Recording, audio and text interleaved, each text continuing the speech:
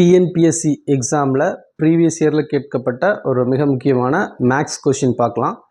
Question என்ன சொல்கிறாங்கன்னா, ஏவோட இன்கம் 80% ஆஃப் பிஸ் இன்கம், அதாவது ஏயின் வருமானம் என்பது பியோட வருமானத்தில் 80%. ஃபர்ஸ்ட் பாயிண்ட் சொல்லியிருக்காங்க. செகண்ட் பாயிண்ட் என்ன சொல்லியிருக்காங்கன்னா, பிஸ் இன்கம் என்னன்னு கேட்டிங்கன்னா 60% ஆஃப் சிஸ் இன்கம், பியோட வருமானம் என்பது சியின் வருமானத்தில் 60%. மூணாவது பாயிண்ட் வந்து சியோட வருமானத்தை கொடுத்துட்டாங்க. நம்ம இந்த சமயம் எப்படி சால்வ் பண்ணலாம் அப்படின்னு கேட்குறாங்க. ஃபஸ்ட்டு வந்து ஏபியோட வருமானத்தை நேரடியாக கொடுக்கல. அவங்க என்ன சொல்லிட்டாங்கன்னா, ஏவோட வருமானம் எவ்வளவு அப்படின்னு கேட்டால் பிக்கு ஒரு வருமானம் இருக்கு இல்லைங்களா, அந்த பியோட வருமானத்தில் 80% தான் ஏவோட வருமானம். அதுக்கப்புறம் பியோட இன்கம் நேரடியாக கொடுக்காம சிக்கு ஒரு வருமானம் இருக்கும் இல்லையா, அந்த சியோட வருமானத்தில் 60% தான் பிக்கான இன்கம் அப்படின்னு சொல்லிட்டாங்க. மூணாவது பாயிண்ட்ல வந்து சியோட இன்கம் கொடுத்துட்டாங்க. அப்போ வந்து பார்த்தீங்கன்னா நம்ம வந்து இது ரிவர்ஸ்ல இருந்து போகணும். ஓகேங்களா? கொஷின் லாஸ்ட்டாக ஃபைனலாக என்ன கேட்குறாங்கன்னா, ஏவோட இன்கம் எவ்வளவு அப்படின்னு சொல்லி கேட்குறாங்க. ஆனால் ஏவோட இன்கம் வந்து பியோட வருமானத்தில் 80%. அப்போ வந்து பியோட இன்கம் என்னன்னு சொல்லி கண்டுபிடிக்கணும்.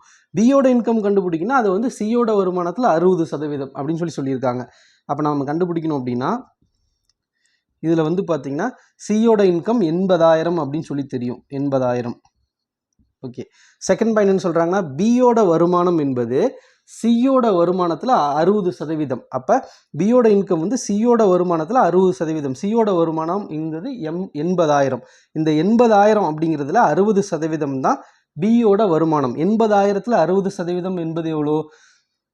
ஸோ அப்போ 80,000ல் வந்து பார்த்தீங்கன்னா 50% அப்படின்னு சொன்னால் நம்ம டைரெக்டாக சொல்லிடலாம். அதில் பாதி 80,000 பிசியோட சம்பளம்னா அதில் 50% அப்படின்னா 40,000. அப்புறம் ஒரு 10% அப்படின்னா 8,000 ரூபாய். ஏன்னா ஒரு புள்ளி தள்ளி பாயிண்ட் வச்சிங்கன்னா இதில் 80,000ல் 10% அப்படிங்கிறது 8,000, 50% அப்படிங்கிறது 40,000. அப்போ 60% 80,000ல் எவ்வளோன்னு கேட்டால் 48,000 அப்படின்னு சொல்லி போட்டுடலாம். அந்த 48,000ங்கிறது எது பார்த்தீங்கன்னா 60%. இவரோட வருமானத்தில் 60% 48,000. இதுதான் வந்து பியோட இன்கம். அப்போ பியோட இன்கம் வந்து 48,000 அப்படின்னு சொல்லிடலாம்.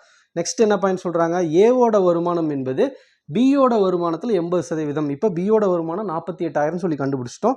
இவரோட 48,000 இந்த வருமானத்தில் தான் 80% ஏவோட வருமானம். அப்போ 48,000ல் 80% எவ்வளவு அப்படின்னு சொல்லி போனால் 48,000ல் 10% அப்படிங்கிறது 4,800. அப்போ 20% அப்படிங்கிறது 9,600. அப்போ இந்த அமௌண்ட்லேருந்து மைனஸ் 9,600 மைனஸ் பண்ணிங்கன்னா இந்த வேல்யூவில் 80% அப்படின்னு சொல்லி கிடச்சிரும்.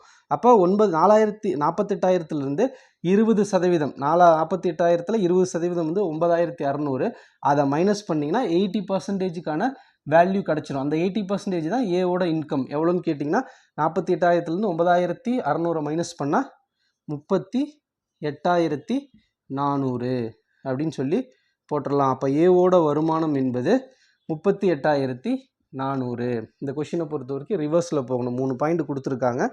மூணாவது பாயிண்ட் வந்து பார்த்திங்கன்னா சியோட இன்கம் டைரெக்டாக கொடுத்துட்டாங்க.